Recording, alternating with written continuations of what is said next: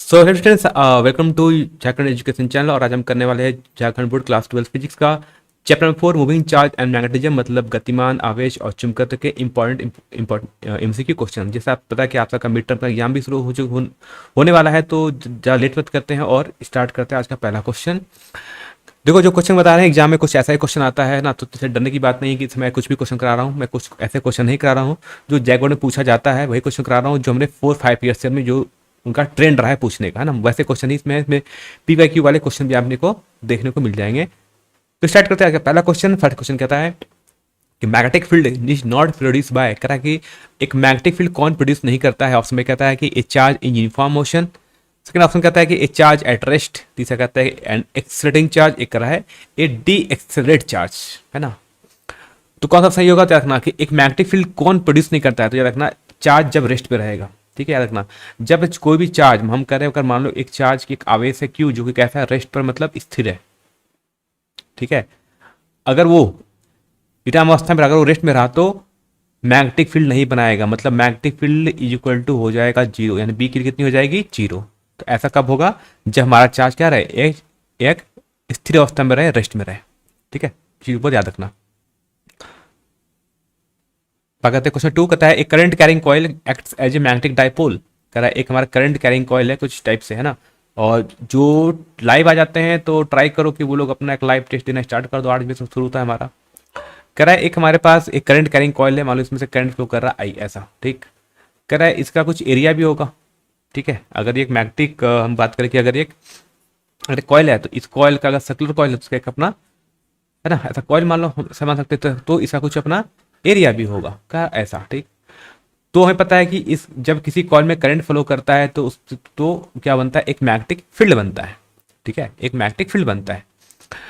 तो क्वेश्चन में कह रहा है कि मैग्नेटिक फील्ड बनेगा, तो कह रहा है कि मैग्नेटिक मोमेंट को डिफाइन कैसे करते हैं। तो पूछा कि अगर M is the magnetic moment है ना, यानी एम क्या है, एम उसका क्या बोलते हैं इस चीज को हम लोग, है ना। तो थोड़ा देखना है कि इसमें हिंदी में थोड़ा सा ना ट्रांसलेट थोड़ा गलत किया हुआ है। तो करेक्ट है, मैग्नेटिक मोमेंट अगर एम है और का जो एरिया ए है, तो बताओ करंट कितना होगा। तो याद रखना जो फॉर्मूला होता है मैग्नेटिक मोमेंट का, तो एम इक्वल टू, इसको बोलते हैं चुंबकित्व द्विध्रुव बोलते हैं, है ना। तो क्या बोलते हैं, चुंबकित्व द्विध्रुव बोलते हैं। तो मैग्नेटिक मोमेंट का जो फॉर्मूला होता है B equal to current into area, यानी धारा इंटू को क्षेत्रफल से डिवाइड करना, हमारा मैग्नेटिक मोमेंट आ जाएगा। हमसे पूछा था कि why the current flowing through the coil, यानी इस कॉइल से कितना करंट फ्लो करेगा। दैट मीन हमें फाइंड आउट करना करंट आई की वैल्यू। तो आई इक्वल टू क्या होगा, magnetic moment M divide by area. ठीक, आ जाएगा हमारा करंट। तो ये हमारा आ जाएगा करेक्ट आंसर। तो करंट इक्वल टू क्या हो जाएगा, magnetic moment divide by area, और ऑप्शन नंबर ए हो जाएगा यहां से हमारा करेक्ट। बात समझ आ गया। आते कुछ बात 3 की तरफ, जो लिखता है ए मूविंग चार्ज प्रोड्यूस, कहता है एक चार्ज अगर मूव कर रहा है। अब देखो अभी क्या बात रहा, अब ये कैसा आया जिसमें एक चार्ज जो कि मूव कर रहा है। ठीक है, रेस्ट पे नहीं है, चार्ज मूव कर रहा है। अगर एक चार्ज है जो वी के स्पीड से मूव कर रहा है, मान लो, है ना, चार्ज हो सकता है अभी के लिए हम एज्यूम करते हैं चार्ज पॉजिटिव चार्ज है। ठीक, तो करिए ये क्या प्रोड्यूस करेगा, तो रखना ये मूविंग चार्ज, है ना। चार्ज कहता है अगर चार्ज मूव कर रहा है तो क्या करना आएगा, ये electric field plus magnetic field दोनों बनाता है। ठीक, क्या रहेगा, यानी कि एक चुंबकीय विद्युत और चुंबकीय क्षेत्र दोनों बनाता है, दोनों प्रोड्यूस करता है, दोनों उत्पन्न करता है। ठीक है, कौन, एक मूविंग चार्ज, याद रहेगा मूविंग चार्ज। रेस्ट पर नहीं, रेस्ट पर रहेगा तो सिर्फ इलेक्ट्रिक फील्ड, मूव करा तो इलेक्ट्रिक और मैग्नेटिक फील्ड दोनों। क्योंकि इलेक्ट्रिक फील्ड के लिए क्या चाहिए, चार्ज चाहिए मुझे, है ना, बस चार्ज चार्ज है, इलेक्ट्रिक फील्ड बन जाएगा। लेकिन मैग्नेटिक फील्ड कब बनेगा, तो मुझे चार्ज भी चाहिए और चार्ज को मूव भी करना चाहिए, रेस्ट पे नहीं होना चाहिए। अगर चार्ज मूव भी करेगा तो मैग्नेटिक फील्ड बन जाएगा हमारा, और करेक्ट ऑप्शन हो जाएगा यहां से ऑप्शन नंबर सी। बात समझा गया। आते क्वेश्चन नंबर 4, लिखते हैं when a current is made to flow through a conductor then it produce. अब अलग बात है, देखना इससे पहले क्वेश्चन में, इस क्वेश्चन में थोड़ा अलग बात है, ध्यान सुनना। उसने कहा, इस क्वेश्चन में उसने कहा कि एक current is made to flow through एक कंडक्टर, यानी जब किसी चालक के माध्यम से करंट प्रवाहित किया जाता है। वहां पर चार्ज मूव कर रहा था, यहाँ पर करंट मूव कर रहा है, यहाँ पर करंट फ्लो कर रहा है। अब बताओ किसी वायर में करंट फ्लो करता है, तो बताओ इस कनेक्टर पे करंट, ये जो कनेक्टर हमारा कैसा है, इसमें पॉजिटिव चार्ज है, नेगेटिव चार्ज है या न्यूट्रल है ना। तो याद रखना ये हमारा होता है हमेशा न्यूट्रल। ठीक है, क्या रहता है, ये रहेगा हमेशा न्यूट्रल। ठीक, अगर ठीक है, सिंपल रखना, इसमें जितने जितने प्रोटॉन है उतने ही इलेक्ट्रॉन है। ठीक, बस कंडीशन ये रहा है कि इस वायर में इलेक्ट्रॉन मूव कर रहा है, दोनों तो है, तो दोनों जितने प्रोटॉन उतने इलेक्ट्रॉन, जितने इलेक्ट्रॉन मतलब जितने इलेक्ट्रॉन उतने प्रोटॉन, मतलब जितना पॉजिटिव चार्ज उतना नेगेटिव चार्ज, मतलब नेट चार्ज तो हो गया जीरो। लेकिन इसमें एक चार्ज जो मूव कर रहा है, कौन? इलेक्ट्रॉन है ना, इलेक्ट्रॉन फ्लो करते हैं करंट में, तो जो इलेक्ट्रॉन फ्लो करेगा उसी के चलते क्या बन जाएगा? एक मैग्नेटिक फील्ड। तो इससे क्या बनता है? इससे एक हमारे बनेगा ओनली मैग्नेटिक फील्ड, है ना। तो करंट क्या बनाता है? ओनली मैग्नेटिक फील्ड बनाता है ना, इलेक्ट्रिक फील्ड नहीं बनाता है। तो क्या बनेगा करेक्ट ऑप्शन? ऑप्शन हो जाएगा हमारा ऑप्शन नंबर बी। क्या रखना, जब भी किसी चालक से करंट प्रयुक्त करेगा, धारा प्रवाहित होगी, तो हमेशा क्या बनेगा? हमेशा एक मैग्नेटिक फील्ड बनेगा। आते क्वेश्चन नंबर 5, लिख रहा है I ampere current is flowing through a wire of length L, it is placed parallel to the uniform magnetic field. ठीक, क्वेश्चन कह रहा है कि एक करंट फ्लो कर रहा है एक वायर में, और मैग्नेटिक फील्ड भी कहाँ है? तो मैग्नेटिक फील्ड भी कहाँ? इसी के डायरेक्शन में मैग्नेटिक फील्ड भी है। तो पता है इस पर कितना वर्क करना पड़ेगा? तो वर्क के लिए क्या चाहिए? हमें कहीं ना कहीं फोर्स चाहिए। ठीक, तो देखते हैं फोर्स कितना होगा। तो फोर्स का फॉर्मूला होता है I L B sine theta. ठीक, आई करंट हो गया, बी मैग्नेटिक फील्ड हो गया, और एल होता है इस वायर की लेंथ। ठीक, और थीटा होता है angle between current and magnetic field. अब बताओ यहाँ पर एंगल कितना है? तो यहाँ पर करंट भी होगा, लेंथ भी है, मैग्नेटिक फील्ड भी है, बट थीटा कितना जा रहा है?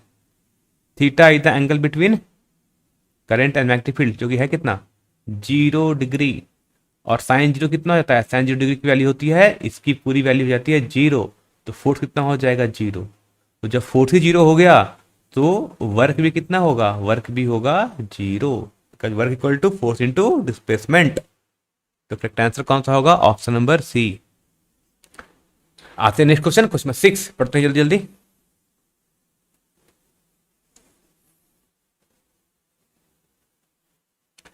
कह रहा है इन एन इलेक्ट्रिक सर्किट, किसी विद्युत परिपथ में,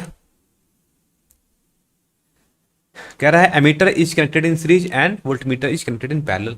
ठीक, पी कहता है कि एमीटर को कनेक्ट करते हैं पैरेलल में और वोल्टमीटर को लगाते हैं सीरीज में, है ना।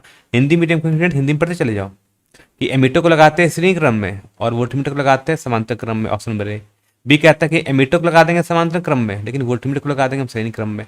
सी कहता है कि ammeter and voltmeter both are joined in series, है ना, एमीटर और वोल्टमीटर दोनों को लगाते हैं हम श्रेणी क्रम में। और उस पर डी कहता है कि एमीटर और वोल्टमीटर दोनों को लगाते हैं हम पैरेलल में, मतलब कहता है ऑप्शन डी की एमीटर और वोल्टमीटर दोनों को लगाते हैं हम समांतर क्रम में। तो बताओ, बच्चे को आंसर दे चुके हैं, कुछ नहीं दिए तो बताता हूँ क्या होता है। देखो ध्यान सुनना कि अगर मान लो एक रेजिस्टेंस लगा ऐसे, ठीक, ये लगे मेरे पास एक बैटरी, तो इस बैटरी में से का ईएमएफ मान लो वोल्ट ईएमएफ ई है, मान लो वोल्टेज भी है, तो यहाँ जो करंट जाएगा इसे कौन मेजर करेगा? इसे मेजर करेगा हमारा हमेशा एमीटर। तो ये तो लगता है सीरीज में, है ना, यानी एमीटर कैसे लगाते हैं? एमीटर को हम लगाते हैं हमेशा सीरीज मतलब श्रृंखला क्रम में। अब वोल्टमीटर क्या होता है? तो इस रेजिस्टेंस के अक्रॉस कितना वोल्टेज है ना, यहाँ कितना वोल्टेज होगा इस रेजिस्टेंस के अक्रॉस, इसके अक्रॉस हम लगा देते हैं वोल्टमीटर। तो दिख रहा है कि ये वोल्टमीटर क्या है? इस रेजिस्टेंस के साथ पैरेलल में है, मतलब समांतर क्रम में है। ठीक, तो करेक्ट आंसर क्या होगा कि ammeter is connected in series and voltmeter is connected in parallel. Option number A is the correct answer. बात समझ आ गया? आते question number 7। An alpha particle is moving parallel to the magnetic field, then force act on it will be। ठीक है, तो कह रहा है कि अल्फा पार्टिकल है, मतलब अल्फा पार्टिकल जा रहा है, कैसे जा रहा है, यानी इसका जो अल्फा पार्टिकल का जो वेलोसिटी है v, और वो कैसे चल रहा है? मैग्नेटिक फील्ड के समानांतर मतलब पैरेलल चल रहा है। तो बताओ इस अल्फा पार्टिकल पर कितना फोर्स लगेगा? तो फोर्स का फॉर्मूला होता है Q into V into B into sine theta. Q भी है, V भी है, B भी है, थीटा कितना हो गया? वेलोसिटी और मैग्नेटिक फील्ड के बीच में एंगल, दो सेम डायरेक्शन में, सेम डायरेक्शन मतलब एंगल 0 डिग्री, और साइन 0 हो जाता है 0। तो फोर्स कितना हो जाएगा? 0। क्यों? क्योंकि साइन 0 डिग्री के लिए कितनी होती है, याद रखना, साइन 0 और 90 डिग्री की तो हमेशा याद रखना, साइन 0 डिग्री की वैल्यू होती है 0, इसलिए फोर्स कितना हो जाएगा? 0। यानी जो करेक्ट आंसर आएगा हो जाएगा हमारा ऑप्शन नंबर डी यहाँ से करेक्ट। बात समझ आ गया। चलो बात करते हैं क्वेश्चन नंबर 8 की तरफ आते हैं। क्वेश्चन नंबर 8 हमारा कि a charge particle moving in a uniform magnetic field it will experience maximum force. कह रहा है एक कण आवेशित करने एक समान चुंबकीय क्षेत्र में गति कर रहा है। ध्यान से सुनना, जब भी ऐसा इस टाइप का क्वेश्चन आते हैं ना तो पहले सुनना, उसमें भी लिखा है कि यूनिफॉर्म मैग्नेटिक फील्ड है, मतलब कहता है कि यूनिफॉर्म चुंबकीय क्षेत्र है, ठीक है। और उसमें वो गति कर रहा था, उस पर बल मैक्सिमम कितना होगा, पर फोर्स कितना होगा मैक्सिमम, ठीक है। तो पहली बात याद रखो कि हम एक फोर्स गिवन है, हमें फोर्स निकालना है, ठीक। चार्ज है तो फॉर्मूला था जब एक चार्ज किसी मैग्नेटिक फील्ड में मूव करता है तो उस पर लगने वाला फोर्स का फॉर्मूला क्या था, Q into V into B into sine theta, ठीक है, ये फॉर्मूला था, ठीक। कह रहा है कि फोर्स मैक्सिमम कब होगा, ठीक है। देखो फोर्स मैक्सिमम कब होगा, तो फोर्स विल बी मैक्सिमम, है ना। फोर्स मैक्सिमम तब होगा जब थीटा के लिए कितनी हो जाए, जब थीटा की वैल्यू हो जाए 90 डिग्री, ठीक है। बिकॉज साइन 90 कितना होता है, बिकॉज मैक्सिमम वैल्यू जो साइन 90 होती है वो 1 होती है ना। Maximum value of sine 90 sine theta होता है 1 होता है, और वो 1 कब आता है, जब थीटा हो जाए 90 डिग्री, है ना। तो इसकी जो मैक्सिमम वैल्यू होगी वो 1 होगी। जब ये मैक्सिमम होगा, याद रखना, जब ये मैक्सिमम ज़्यादा होगा उसी समय फोर्स हमारा ज़्यादा होगा, ठीक। और मैक्सिमम साइन थीटा मैक्सिमम कब होता है, जब थीटा होता है 90 डिग्री, यानी साइन 90 की वैल्यू 1। मतलब क्या होना चाहिए कि हमारा जो अगर इस डायरेक्शन में अगर हमारा वेलोसिटी मैग्नेटिक फील्ड है तो चार्ज को इसके परपेंडिकुलर मूव करना चाहिए ना, ऐसा जेड की थीटा कितना हो जाए, थीटा हो जाए 90 डिग्री। यानी बोल सकते हैं कि it will move perpendicular to the magnetic field, है ना। कि वो कैसा मूव करे, वो मूव करे परपेंडिकुलर, यानी यह चुंबकीय क्षेत्र के लंबवत गति करेगा। मतलब अगर मैग्नेटिक फील्ड अगर राइट साइड में जा रहा है, आगे जा रहा है, तो इसका जो मोमेंट होगा इस चार्ज का वो कहाँ होना चाहिए, वो ऊपर होना चाहिए, यानी वो ऊपर जाना चाहिए धीरे धीरे, ठीक है। इस केस में क्या रहेगा, इस पर एक मैक्सिमम फोर्स लगेगा। और याद रखना, इसमें जब मैक्सिमम फोर्स लगता है इसमें, इस चार्ज पार्टिकल का जो पाथ होगा ना, ये चार्ज पार्टिकल जो भी मूव करेगा वो एक सर्कुलर पाथ में मूव करता है, यानी एक वृत्तीय गति करता है वो, ठीक है। याद रखना ये भी चीज़, कभी कभी क्वेश्चन पूछा जाता है आगे। चलो बात करते हैं क्वेश्चन नंबर 9। आता क्वेश्चन 9 लिखता है the resistance of galvanometer is R G. क्या है कि गैल्वेनोमीटर के रेजिस्टेंस को हमने आर जी से डिनोट किया। Resistance of ammeter is R A and volt resistance of voltmeter is R V, ठीक है। तो कह रहा है कि हमने गैल्वेनोमीटर के रेजिस्टेंस को हमने आर जी से किया, डिनोट किया, ठीक है। आर जी हो गया रेजिस्टेंस ऑफ गैल्वेनोमीटर, ठीक। आर ए हो गया resistance of ammeter and R V हो गया रेजिस्टेंस ऑफ वोल्टमीटर। तो कह रहा है इनमें से कौन सा सबसे सही है, ठीक है। तो एक मिनट याद रखना कि जो सबसे कम रेजिस्टेंस होता है ना, जो सबसे कम रेजिस्टेंस होता है वो एमीटर का होता है, ठीक है। ये होता है सबसे मिनिमम होता है, सबसे कम ये होना चाहिए, ठीक है। और हम बोलते हैं कि आइडियल हम बोलते हैं अगर आइडियल एमीटर है तो रेजिस्टेंस जीरो हो जाती है ना। कम से कम कितना हो सकता है किसी चीज़ का रेजिस्टेंस, जीरो सकता है, ठीक है। तो जीरो तो प्रैक्टिकली होता नहीं है, लेकिन हम बोल सकते हैं हाँ सबसे कम होगा, किसका होगा, वो एमीटर का होगा। इन द सिमिलर वे, इसी तरीके से हम वैसे बोल सकते हैं, या ऐसा आपने पढ़ा भी होगा कि जो मैक्सिमम जो रेजिस्टेंस होता है वो हमेशा वोल्ट मीटर का होता है, ठीक है। वो क्या था, वोल्ट मीटर का हमेशा होता है मैक्सिमम, यानी सबसे ज़्यादा अगर हो सकता है तो वोल्ट मीटर का हो सकता है। इसलिए हमने ये भी पढ़ा है कि जो आइडियल वोल्ट मीटर होता है, एक आदर्श वोल्ट मीटर होता है, उसका रेजिस्टेंस इन्फिनाइट होता है, अनंत होता है, ऐसा पढ़ते हैं। तो सबसे ज़्यादा तो इसका होगा, सबसे कम इसका होगा, और बीच में कौन बच गया, बीच में बच गया हमारे गैल्वेनोमीटर भाई साहब, ठीक है। तो ये है इसका करेक्ट ऑर्डर, यानी वोल्टमीटर का सबसे ज़्यादा होता है, उससे कम होता है गैल्वेनोमीटर का, और सबसे कम हो जाता है हमारा एमीटर का। तो करेक्ट ऑप्शन बता दो यहाँ पर कौन सा नज़र आ रहा है आप सभी को। तो यहाँ देखोगे तो मुझे लग रहा है कि आई थिंक ऑप्शन नंबर कौन सा है, सी सही है ना। सी इज द करेक्ट आंसर। बात समझ आ गया, याद रखना अच्छे तरीके से। बाकी क्वेश्चन 10 लिखता है which of the following statement is incorrect. कौन सा स्टेटमेंट है जो इनकरेक्ट होता है, कहता है कि the distance of ideal ammeter is infinite. ये तो गलत निकल गया, है ना। मुझे कौन सा गलत है, तो ये गलत है। कौन सा स्टेटमेंट है जो ऐसा गलत स्टेटमेंट दिया हुआ है, तो पहला स्टेटमेंट मुझे दिया गलत है कि रेजिस्टेंस एक आइडियल मीटर का इनफाइनाइट होता है, गलत है, क्योंकि वो तो कितना होता है, तो जीरो होता है। तो इसमें पूछा कि कौन सा स्टेटमेंट गलत है, वो ऑप्शन नंबर ए है, ठीक है। Resistance of ideal meter zero होता है, ये हम भी जानते हैं, ठीक है। मैंने पहले भी कहा था, थोड़ी देर पहले कहा था। ठीक कहता है कि the torque acting on a coil in uniform magnetic field is maximum when the plate is parallel to the field. कहता है टॉर्क मैक्सिमम तब होगा जब मान लो अगर एक प्लेट है, ऐसा है ना, अगर ये प्लेट है, इस प्लेट के अगर पैरेलल में अगर हमारा मैग्नेटिक फील्ड हो जाए, यानी मैग्नेटिक फील्ड हमारा इस सतह के अगर पैरेलल हो जाए, इस केस में कहता है कि टॉर्क मैक्सिमम लगेगा, है ना। होगा कि मैक्सिमम क्यों होगा, क्योंकि इस सरफेस, क्योंकि हम मैग्नेटिक फील्ड का क्या होता है ना, इस सरफेस का, या जो रेड सरफेस बनाया है इसका अपना एक एरिया वेक्टर ऊपर होगा, ठीक, इस केस में एरिया वेक्टर और मैग्नेटिक फील्ड के बीच में एंगल 90 डिग्री बन जाएगा। ठीक है, और टॉर्क का फॉर्मूला क्या था, टॉर्क का फॉर्मूला होता है आई ए बी साइन थीटा। ठीक है, आई ए बी साइन थीटा, ये टॉर्क का फॉर्मूला होता है। अब मैंने अभी भी कहा था थोड़ी पहले कि टॉर्क मैक्सिमम कब होगा, ये मैक्सिमम तब होगा जब आपका साइन थीटा मैक्सिमम होगा। ठीक है, और साइन थीटा मैक्सिमम कब होता है, when theta equal to 90 degree. यानी क्या होना चाहिए कि मैग्नेटिक फील्ड इस सरफेस के पैरेलल होना चाहिए, यानी अगर मैग्नेटिक फील्ड इस तरह के पैरेलल चला जाए तो इस केस में टॉर्क लगता है वो मैक्सिमम। ठीक है, तो स्टेटमेंट सी भी सही है। स्टेटमेंट डी कहा था कि the magnetic field is not uniform at the centre of current carrying coil. कह रहा है कि देखो ये गलत लिखा, इसको लिखना चाहिए था यूनिफॉर्म, है ना। The magnetic field is uniform at the centre of current carrying coil, ये भी सही है। नहीं, ये प्रिंटिंग में लिखना कि कुंडली के केंद्र में चुंबकीय क्षेत्र एक समान होता है। हाँ, एक समान होता है, क्यों, क्योंकि अगर सर्कल के इसमें करंट फ्लो कर रहा है, अगर मान लो आई करंट फ्लो कर रहा है, तो इसके सेंट और रेडियस मान लो अगर आर है, तो इसके सेंटर ओ पे जो मैग्नेटिक फील्ड होता है उसकी वैल्यू होती है mu naught I divide by 2r। ठीक है, और ये एक यूनिफॉर्म मैग्नेटिक फील्ड है, क्यों, क्योंकि यहाँ पर आई कांस्टेंट है, रेडियस भी फिक्स है, करंट भी फिक्स है, और 2 तो कांस्टेंट होता ही होता है इसलिए। ठीक है, तो at a centre of A current carrying coil magnetic field is uniform, एक समान होता है वहाँ पर। बात समझ आ गया। तो वैसे हम पूछते हैं कौन सा स्टेटमेंट गलत है, तो गलत कौन सा था, ऑप्शन नंबर ए द गलत स्टेटमेंट है। बात करते हैं क्वेश्चन नंबर 11, लिखता magnetic effect of electric current was discovered by, किसने डिस्कवर किया था, ओस्टेड ने, है ना, साइन रखना। ओस्टेड ने पहली बार उसने डिफेक्ट चीज़ को पाया था कि जब भी करंट फ्लो करता है किसी वायर से तो उसके बगल में रखा एक मैग्नेटिक नीडल है, एक मैग्नेट है जो थोड़ा सा डिफ्लेक्ट होता है, थोड़ा सा हिल जाता है। ऐसा इसलिए हो रहा था क्योंकि जैसे हमने करंट पास किया वायर से, वायर कैसा बन गया, वायर ने एक मैग्नेटिक फील्ड बना लिया, और उसके मैग्नेटिक फील्ड में जैसे कि दूसरा मैग्नेट आया उसमें थोड़ा सा डिफ्लेक्शन आ गया, मतलब वो थोड़ा सा हिलेगा। ठीक है, बाकी क्वेश्चन नंबर 12, लिखते हैं प्रोटॉन इंटर से uniform magnetic field of 5 Tesla. ठीक है, एक मैग्नेटिक फील्ड में एक प्रोटॉन इंटर कर रहा है जिसका मैग्नेटिक फील्ड की वैल्यू है, पी की वैल्यू गिवन है 5 टेस्ला, और उसकी गिवन है वेलोसिटी गिवन है 4 इंटू 10⁻7 मीटर पर सेकेंड, ये भी गिवन है। एट राइट एंगल मतलब कि थीटा गिवन कितना, 90 डिग्री लंबवत, है ना। कैसे क्या कर रहा वो, ठीक है, कैसे वो कर रहा वो, राइट एंगल पे इंटर करना, थीटा 90 डिग्री हो गया। अब प्रोटॉन है तो प्रोटॉन पे चार्ज कितना हो, तो जो प्रोटॉन पे चार्ज होता है वो तो गिवन है हमें 1.6 इंटू 10⁻19 कूलम। तो पूछा बताओ इस पर लगने वाला, फाइंड द मैग्नेटिक फोर्स पर लगने वाला फोर्स की वैल्यू कितनी होगी।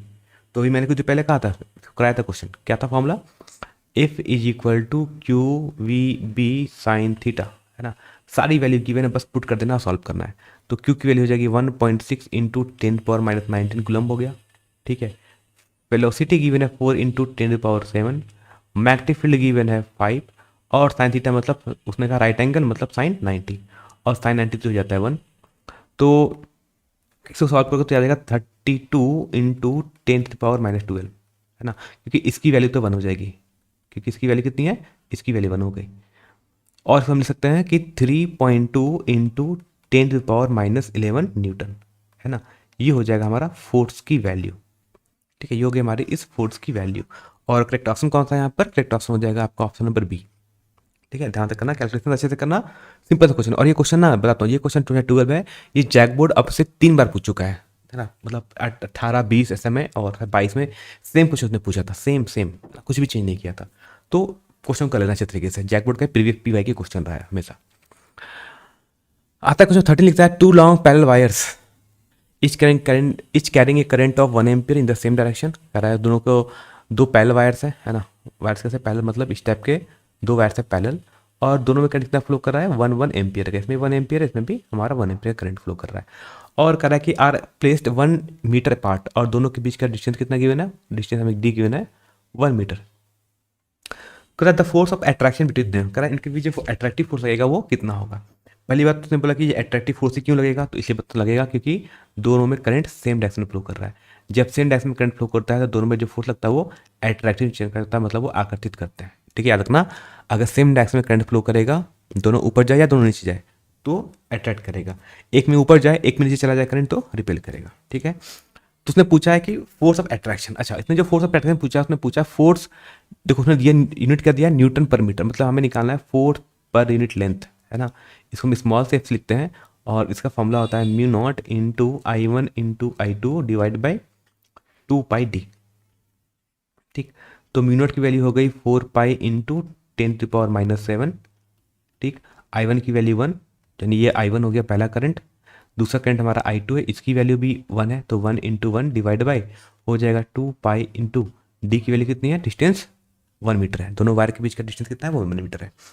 तो देखते हैं, तो पाई ने पाई को मार देगा, 2 तो 4 को 2 बार में काट के मार चला जाएगा, और जो बच जाएगा वो अकेला, क्या बच गया, अकेला। अब जो बच गया वो बच गया 2 × 10⁻⁻7 न्यूटन पर मीटर। इसको बोलते हैं फोर्स पर यूनिट लेंथ, है ना, बोलते हैं फोर्स पर यूनिट लेंथ की वैल्यू।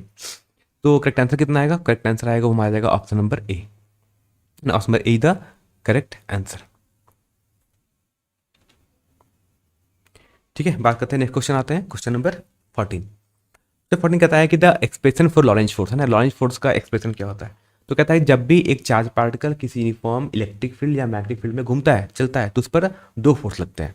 मैंने कहा था ना, जब भी चार्ज पार्टिकल चलेगा तो देखना कि उसमें 2 फोर्स लगते हैं, इलेक्ट्रिक फोर्स भी और मैग्नेटिक फोर्स भी। अभी सब कुछ पहले हमने किया था एमसीक्यू में, कुछ पर 2 या 3 में ये क्वेश्चन आया था, है ना। तो क्या उस फोर्स की वैल्यू कितनी होगी, इसी फोर्स को बोलते हैं लॉरेंज फोर्स। पहले दोनों पे है ना, कभी कभी हो सकता है कि सिर्फ मैग्नेटिक फोर्स भी हो, ये भी हो सकता है। तो होता है कि जो टोटल फोर्स होगा वो electric force plus magnetic force दोनों होगा। ठीक है, अब इलेक्ट्रिक फोर्स कितना होता है, वो होता है Q × E, और मैग्नेटिक फोर्स कितना होता है, वो होता है Q × V क्रॉस B।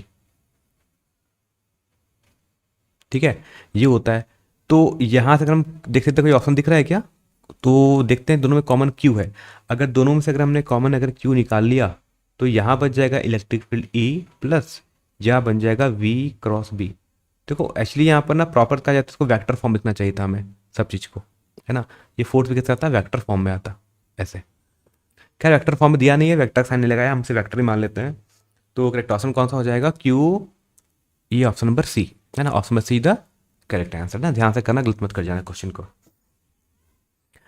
आता है क्वेश्चन 15, लिखता है the magnetic field at a point at a distance R from the current carrying wire is proportional to. कह रहा है कि अगर इस टाइप पे करंट कैरिंग वायर है ना, और इसमें से करंट फ्लो कर रहा है आई, ठीक, और इस छोटे से पार्ट का जो लेंथ है वो अगर DL है, और ये डिस्टेंस R, इस R डिस्टेंस पर एक P पॉइंट है, इस P पॉइंट पर कितना मैग्नेटिक फील्ड बनेगा सच दैट कि ये एंगल थीटा है ना, करंट जो ऊपर जा रहा था, ऊपर ऐसे वाला एरो ऊपर जा रहा है इसलिए, और जो हमारा ये R के बीच का एंगल कितना है, theta.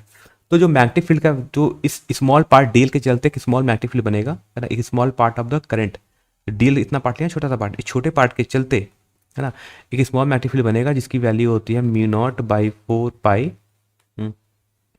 IDL sine theta divide by R²। ठीक है, ध्यान रखना, उससे पूछा था कि एक करंट कैरिंग वायर के चलते, है ना, इनफाइनाइट वायर नहीं लिखा है, सिंपल एक करंट कैरिंग वायर। ये क्वेश्चन 2022 के कंपार्टमेंट में पूछा गया था क्वेश्चन, और उससे पहले भी क्वेश्चन पूछा गया था। तो जैकबोर्ड का ये PYQ क्वेश्चन है, समझ लो। ठीक है, तो स्मॉल करंट कैरिंग वायर के चलते जो मैग्नेटिक फील्ड होता है वो इनवर्सली प्रोपोर्शनल टू R² होता है ना। ध्यान दो, किसके होता है, this small magnetic field is directly proportional to, है ना, इनवर्सली प्रोपोर्शनल टू 1/R²। तो करेक्ट ऑप्शन कौन सा होगा, क्योंकि ये R² पे डिपेंड करता है इनवर्सली। तो करेक्ट ऑप्शन कौन सा होगा, ऑप्शन नंबर डी, है ना। गलत मत कर जाना क्वेश्चन को कहीं कहीं, बहुत जगह इसको गलत बता देते थोड़ा थोड़ा, है ना, तो गलत नहीं, ये सही है ऑप्शन है। आते क्वेश्चन नंबर 16, कह रहा है कि which of the following equation represent the buyer-Savart law. इसमें कौन सा क्वेश्चन है जो बायर-सावर्ट लॉ को सही से बताता है। तो अभी मैंने बताया था डीबी वाला फॉर्मूला लिखा था, अब करते देखो। अभी जो मैंने बताया था वो क्या था, डीबी इक्वल टू मैंने बताया था अभी μ0/4 पाई, फिर लिखा था मैंने इसको IDL sine theta divide by R²। ठीक, एक काम करते हैं, है ना, थोड़ा काम करते इसको हम, देखो अभी हमें जो ऑप्शन दिया गया वो वेक्टर फॉर्म में है, 3 ऑप्शन को वेक्टर फॉर्म में दिया, ऑप्शन पे ए वेक्टर फॉर्म में दिया है। तो एक काम करते हैं, यहाँ पर छोटा चीज करते हैं, इसको R से मल्टीप्लाई डिवाइड कर लेते हैं, है ना।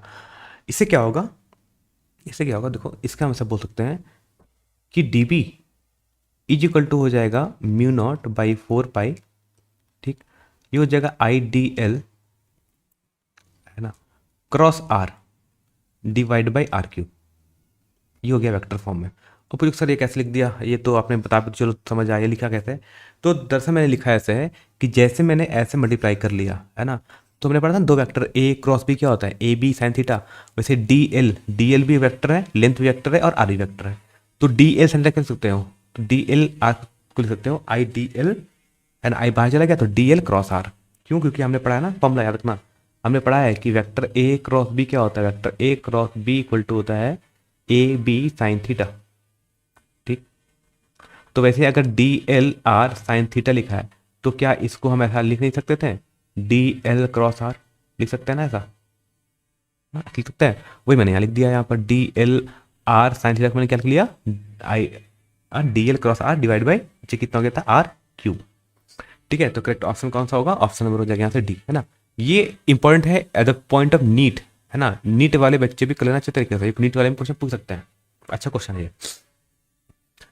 आता क्वेश्चन में 70 लिखता है दी डायमेंशन ऑफ परमेबिलिटी, परमेबिलिटी की डायमेंशन क्या होती है। अब परमेबिलिटी क्या होती है, तो परमेबिलिटी होती है म्यू नॉट।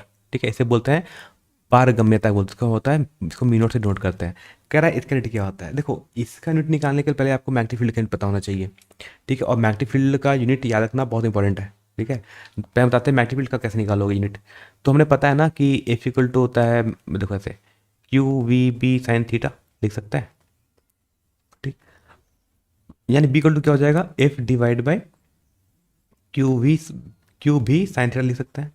मुझे निकालना डायमेंशन ऑफ बी, पहले हम dimension of magnetic field find करते हैं, क्योंकि मुझे म्यू नॉट का निकालना है डायमेंशन। डायमेंशन अगर आपको म्यू नॉट निकालना है डायरेक्टली आप नहीं निकाल पाओगे, है ना, या तो आप याद करके चले जाओ, नहीं याद है तो बताओ हम कैसे निकालते हैं। पहले मैग्नेटिक फील्ड निकाल लेते हैं, और जो मैं मैग्नेटिक फील्ड का निकालूंगा डायमेंशन को याद रखना चाहिए तरीके से। ठीक, तो हम तक आप फोर्स का डायमेंशन क्या होता है, तो फोर्स ऊपर आ गया, फोर्स लिखा है, तो फोर्स का डायमेंशन होता है M L T minus two, ये पता है, is the dimension of force. ठीक, अच्छा, डायमेंशन ऑफ चार्ज, चार्ज का डायमेंशन होता है 80, और नीचे लिखा है वेलोसिटी, वेलोसिटी का डायमेंशन होता है एल टी माइनस वन। ठीक है, साइन थीटा एंगल है, उसका कोई डायमेंशन नहीं होता है। तो यहाँ से हम इस चीज़ को लिख सकते हैं, डायमेंशन ऑफ मैग्नेटिक फील्ड क्या लिख सकते हैं, तो हम लिख सकते हैं कि this is the dimension of magnetic field B is equal to लिख सकते हैं, ये हो जाएगा एम। ठीक, एल ने एल को मार देगा, चला जाएगा, एल ये तो चल बसा, नीचे टी था और नीचे टी माइनस वन था, ये भी चल बसा, तो हो जाएगा एम एल जीरो, है ना, टी माइनस टू ए। ये डायमेंशन ऑफ मैग्नेटिक फील्ड बहुत इंपॉर्टेंट है, इस चीज़ को याद कर लो, है ना, इसे याद रखना।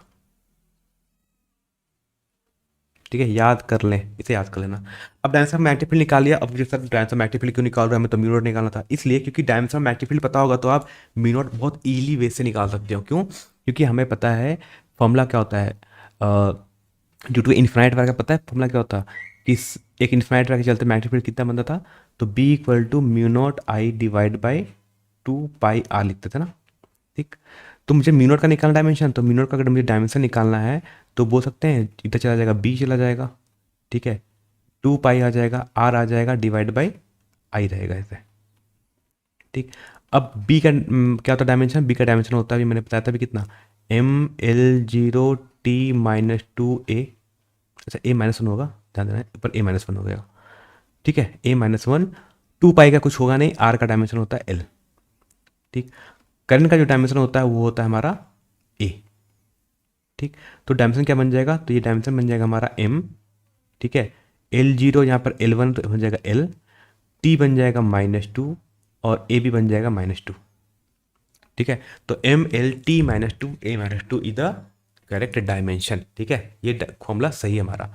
तो this is the dimension of permeability, तो परमियाबिलिटी का जो डायमेंशन है वो ये होता है M L T minus two N A minus two. ठीक है, तो अब इसको अगर आप बोलोगे सर सॉकेट में कैसे याद रखें, तो सॉकेट में ऐसे तरह से याद रखना कि जो फोर्स का डायमेंशन आता है ना M L T minus two, उसमें ए माइनस टू एक्स्ट्रा जोड़ देना, बस हो जाएगा काम। ठीक है, ऑप्शन नंबर ए हो जाएगा यहाँ से सही। आते क्वेश्चन नंबर 18 लिखता है if the number of turns in a moving coil galvanometer is increased is sensitivity, है ना। तो सेंसिटिविटी का मुझे फॉर्मूला पड़ा था, वो पड़ा था थीटा से, तो थीटा का फॉर्मूला था एन आई ए बी, है ना, साइन थीटा, एन आई बी साइन थीटा, नहीं वो साइन थीटा तो जीरो हो जाता है उधर, N I A B divide by होता है सी, सी को मतलब टॉर्सनल कांस्टेंट बोलते थे। ठीक है, तो क्या कहते हैं इसे बोलते थे सेंसिटिविटी, है ना, इस थीटा से डिनोट करते हैं हम सेंसिटिविटी को।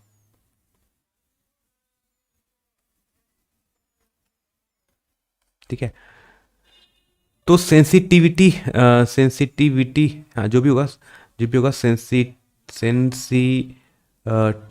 है ना, सेंसिटिविटी, सेंसिटिविटी जो होती है वो किस पे डिपेंड करता है, वो डिपेंड करता है directly proportional to number of turns. जितना ज़्यादा नंबर टर्म्स होगा उतना ज़्यादा सेंसिटिव होगा हमारा गैल्वेनोमीटर। मतलब थोड़ा सा भी जैसे जैसे आप नंबर टर्म्स बढ़ा दोगे तो हमारा सेंसिटिविटी बढ़ जाएगी, मतलब वो उतना थोड़ा करंट फ्लो करने पर भी उसमें डिफ्रैक्शन आ जाएगा। सेंसिटिव का मतलब होता है वो सेंसिटिव है किसी चीज़ को लेकर। तो अगर आप नंबर ऑफ टर्न्स बढ़ा दोगे, जैसे क्वेश्चन लिखा था, if the number of turns in a moving calculometer is increased is sensitivity also increase, क्योंकि अगर आप नंबर ऑफ टर्न्स बढ़ाओगे तो थीटा भी बढ़ जाएगा, डायरेक्टली प्रोपोर्शनल है। तो क्या करेगा, इंक्रीज कर जाएगा, यानी option number A the correct answer है ना। तो जब भी मैं ऐसे बढ़ाता हूँ ना एरो ऊपर, मतलब होता है कि अगर नंबर ऑफ टर्न्स बढ़ेगा तो थीटा भी बढ़ जाना चाहिए, ऐसा। आते क्वेश्चन नंबर 19, लिखता था unit of magnetic field. Magnetic field का यूनिट क्या होता है, तो मैग्नेटिक फील्ड होता है ना, दो यूनिट होते हैं। तो आप जल्दी जल्दी, जो लोग का आई थिंक बहुत लोग का प्रिपरेशन हो गया होगा, तो यूनिट ऑफ मैग्नेटिक फील्ड है ना, यूनिट ऑफ मैग्नेटिक फील्ड दो बात करते हैं, एक को बोलते हैं एसआई यूनिट, एक को बोलते हैं नॉर्मल यूनिट। तो अगर एसआई यूनिट का ही पूछा जाएगा, अगर आपसे एसआई यूनिट पूछा जाए तो हम बोलते हैं टेस्ला, है ना। टेस्ला का बताओ किसने नाम सुना है, एलन मस्क, है ना, कि कार कंपनी टेस्ला। अगर और अगर सिर्फ यूनिट पूछा जाए तो हम इसको वेबर पर मीटर स्क्वायर भी बोलते हैं, ठीक है, क्या बोलते हैं, वेबर पर मीटर स्क्वायर भी बोलते हैं। तो यहाँ पर टेस्ला का बयान तो कुछ कहा नहीं, टेस्ला पेस्ला कुछ तो कहा नहीं, तो क्या देगा करना पड़ेगा correct answer, weber per metre square, option number B the correct answer.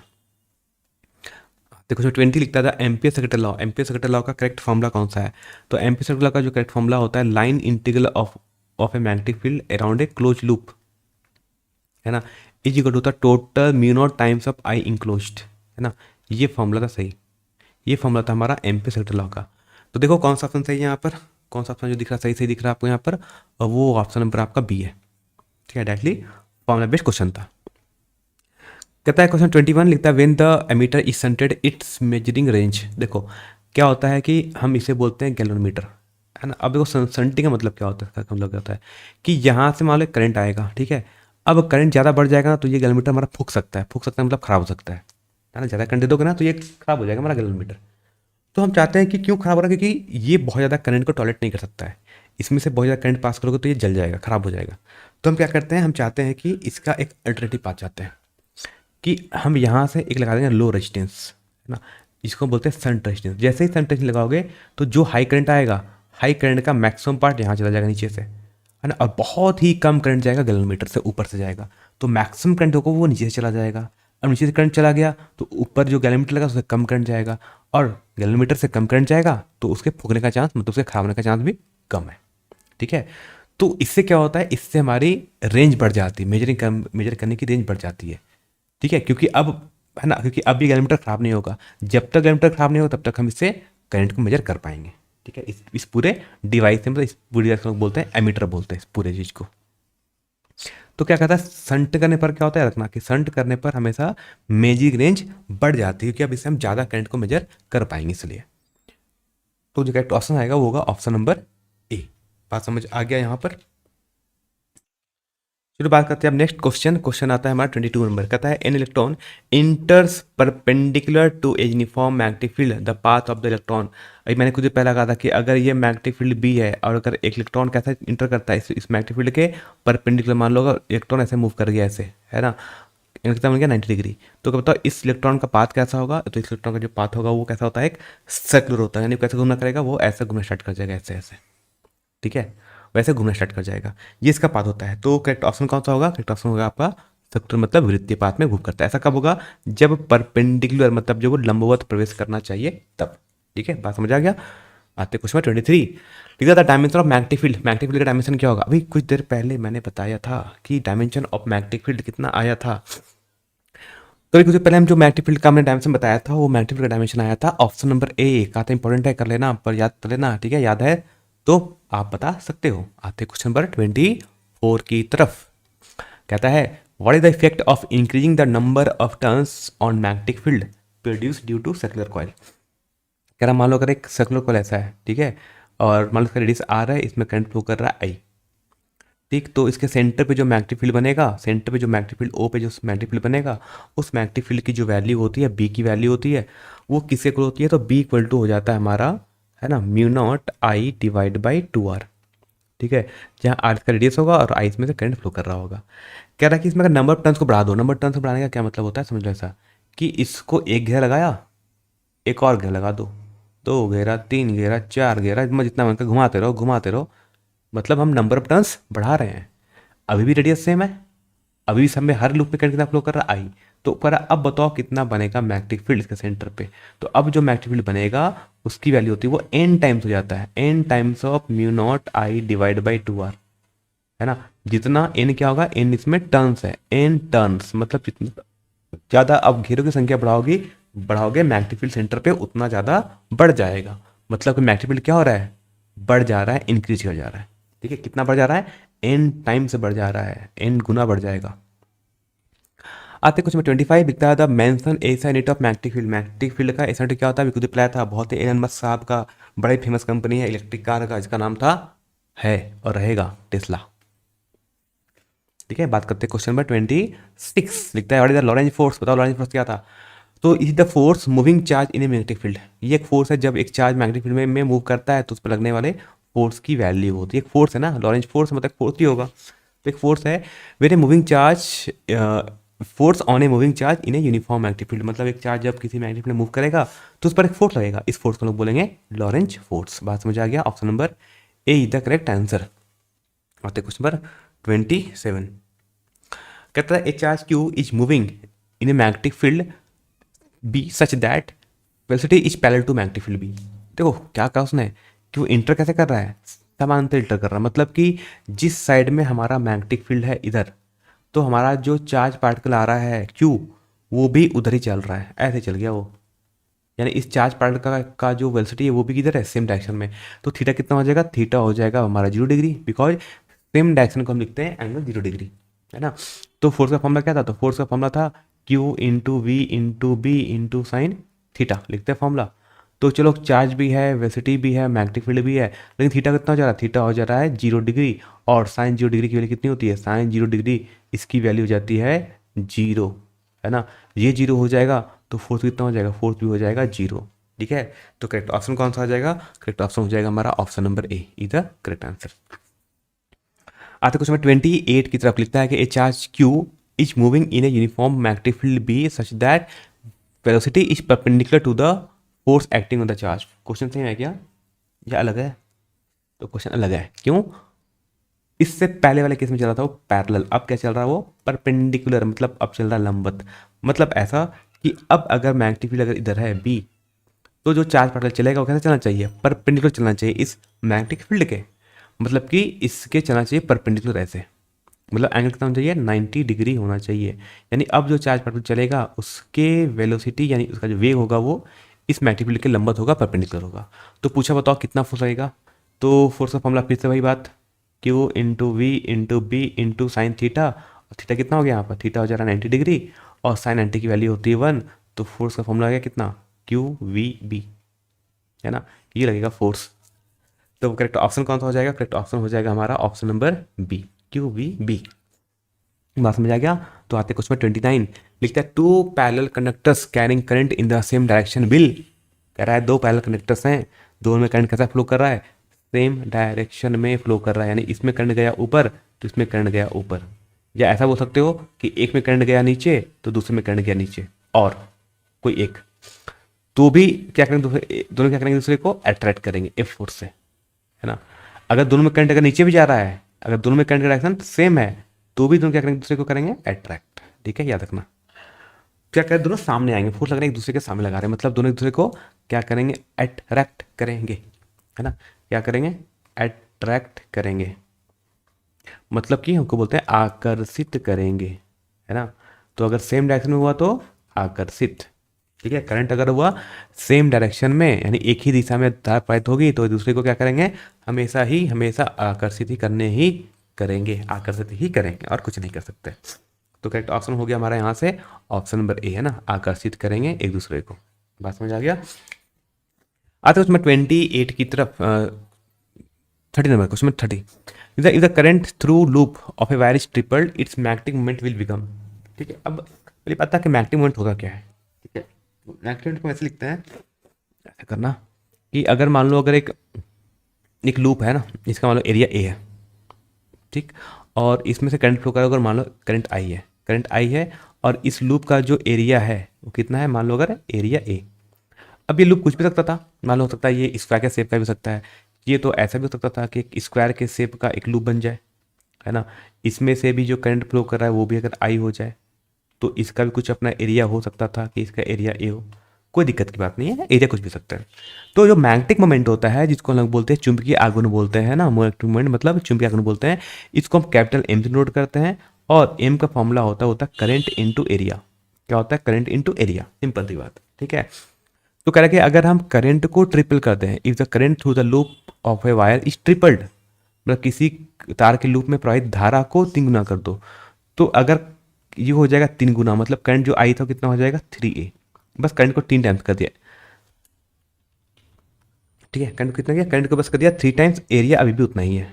तो क्या होगा? तो मैग्नीट्यूड कितना हो जाएगा? एम डैश इक्वल टू हो जाएगा 3 इंटू, और आई ए की वैल्यू फ्रॉम इक्वेशन से क्या लिख सकते हैं? एम लिख सकते हैं। इस आई ए को क्या हम फिर से ए लिख सकते हैं? एम लिख सकते हैं, लिख सकते हैं। तो क्या हो रहा है यहाँ पर? मैग्नेटिक मोमेंट कितना हो जा रहा है? वो 3 गुना हो जा रहा है ना। 3 गुना लगान देगा, हाँ, तो वही 3 गुना मैग्नेटिक मोमेंट हो जाएगा। तो ऑप्शन नंबर कौन सा सही आएगा? ऑप्शन नंबर डी द सही आएगा, 3 गुना हो जाएगा, ठीक है। आते क्वेश्चन नंबर 31 लिखा, what is the use of galvanometer. Galvanometer का यूज क्या है? व्हाट इज द उपयोग? गैल्वेनोमीटर का उपयोग क्या करते हैं, किस लिए हम करते हैं गैल्वेनोमीटर का उपयोग? तो गैल्वेनोमीटर का उपयोग हम क्या करते हैं? करंट मेजर करने के लिए नहीं, वोल्टेज मेजर करने के लिए नहीं, क्या क्या किस चीज़ को करने के लिए करते हैं? Just to see the deflection, है ना, कि किसी चीज़ में करंट फ्लो हुआ कि नहीं हुआ वो चेक करने के लिए। मतलब आपके हाथ में आपको इलेक्ट्रिक शॉक देंगे और आपके बॉडी से कनेक्ट कर देंगे गैल्वेनोमीटर। अगर गैल्वेनोमीटर में अगर थोड़ा सा भी डिफ्लेक्शन आया तो हम बोलेंगे आपके शरीर से करंट फ्लो हुआ है। अगर गैल्वेनोमीटर में डिफ्लेक्शन नहीं आया मतलब आपके करंट शरीर में करंट फ्लो नहीं किया है, ठीक है। तो किस यूज करते हैं? इसका यूज करते हैं to measure the deflection, not कितना नहीं, बस हुआ कि नहीं हुआ, बस इतना। Just to measure the deflection when the current passes in the circuit, है ना, यानी परिपथ में धारा प्रवाहित होने के विक्षेपण को मापने के लिए बस हम गैल्वेनोमीटर का यूज कर लेते हैं, बस इतना ही, और कुछ ज़्यादा नहीं, है ना। मेजर तो करते हैं मीटर से। एक पास में जा गया। आते कुछ में 32 नंबर लिखता है the dimension of magnetic moment. Magnetic moment का डायमेंशन क्या होगा? तो अभी मैं लिखा था मैग्नेटिक मोमेंट को, मैंने कुछ पहले लिखा था कि एम इक्वल टू, मैंने कहा था करंट इनटू एरिया, ठीक है। तो मैग्नेटिक मोमेंट का जो डायमेंशन होना चाहिए वो क्या होना चाहिए? डायमेंशन ऑफ करंट और डायमेंशन ऑफ एरिया। तो डायमेंशन ऑफ करंट होता है वो ए होता है, और एरिया का जो डायमेंशन होता है वो L2 होता है। तो हो जाएगा AL2, this is the dimension of magnetic moment, है ना। एम मतलब मैग्नेटिक मोमेंट की बात करें अभी, ठीक है। कितना हो जाएगा? तो कितना हो जाएगा? ML2, ऐसा एम नहीं तो MU लिखेंगे, L2 लिखेंगे, T लिखेंगे 0 और लिखेंगे A, है ना। ये is dimension of magnetic moment. तो मैग्नेटिक मोमेंट का करेक्ट डायमेंशन कौन सा हो जाएगा? तो हो जाएगा यहाँ से हमारा ऑप्शन नंबर A, है ना। Option number is the correct answer. बात समझ आ गया। आते क्वेश्चन नंबर 33 की तरफ लिखता है the SI unit of magnetic moment. Magnetic moment का एसआई यूनिट क्या होगा तो ये बता दो। मैग्नेटिक मोमेंट का मैं भी लिखा था फॉर्मूला, करंट इनटू एरिया, है ना। करंट का यूनिट होता है एम्पियर और एरिया का यूनिट होता है मीटर स्क्वायर। तो यूनिट क्या हो जाएगा? यूनिट हो जाएगा, यानी यूनिट ऑफ मैग्नेटिक मोमेंट, है ना, यानी यूनिट ऑफ मैग्नेटिक मोमेंट का यूनिट क्या होता है? एम्पियर मीटर स्क्वायर हो जाता है। तो करेक्ट ऑप्शन हो जाएगा हमारा ऑप्शन नंबर बी, है ना, एम्पियर मीटर स्क्वायर। बड़ा सिंपल सिंपल चीज फॉर्मूला है, पढ़ लेना अच्छे तरीके से, एग्जाम में पूछा जाता है अक्सर, ठीक है। और अच्छी तरह से पढ़ लेना। और हाँ, पे आप बता दूं कि हम जल्दी ही अपना झारखंड एजुकेशन का वेबसाइट हम लॉन्च करने वाले हैं, जिसमें आपको सारे पीडीएफ वहाँ पर आपको मिल जाएंगे। तो जो भी हम लाइव टेस्ट लेंगे, टेस्ट लेते हैं, पढ़ाते हैं, जो भी कुछ करते हैं हम, सभी का पीडीएफ आपको फ्री मिलेगा वहाँ पर, ठीक है, सारे क्लास का। हाँ, तो ऐसा कोई करेगा नहीं आपको, क्योंकि हम सब कुछ देंगे उधर फ्री में।